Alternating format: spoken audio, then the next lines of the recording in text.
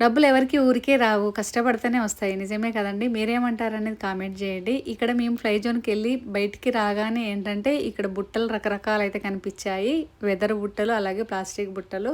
వీటిని చూసి నాకు చాలా హ్యాపీ అనిపిచ్చిన తర్వాత మళ్ళీ నాకైతే చాలా బాధ అనిపిచ్చింది. ఎందుకంటే, వీళ్ళిక్కడ గుడిసెలేసుకొని ఇవి అల్లుతూ చక్కగా ఎంత చేతులతో అల్లడం అంటే మామూలు కాదండి. మామూలుగా మనం ఏదైనా కుట్టుదామంటేనే కళ్ళు పోయేటట్లుంటాయి. వీళ్ళు ఇక్కడ రకరకాల బుట్టలు, లైట్స్ పెట్టుకోవడానికి పెద్ద పెద్ద ఇళ్ళల్లో ఏంటంటే ఇవి హ్యాంగింగ్స్ లాగా లైట్స్ పెట్టుకోవడానికి చాలా అంటే చాలా బాగున్నాయండి. నేనేంటంటే ఇంకే ఒక గుడికెళ్ళడానికి ఒక బుట్ట అయితే తీసుకున్నాను. పూజ బుట్ట. చాలా అంటే చాలా బాగున్నాయండి ఇక్కడ. మీరు చూస్తే ఇంక మీకు అర్థమైపోయి ఉంటుంది. అలాగే వీళ్ళ పక్కన ఇల్లులేంటంటే చిన్న చిన్న గుడిసెల్లాగా యేసుకొని చిన్న పిల్లలు ఉన్నారండి. వాటిని చూస్తే నాకు చాలా బాధ అనిపిచ్చింది. అండ్ కోళ్ళను కూడా పెంచుకుంటున్నారు. అంటే మనం కష్టపడితేనే డబ్బులు కదండీ!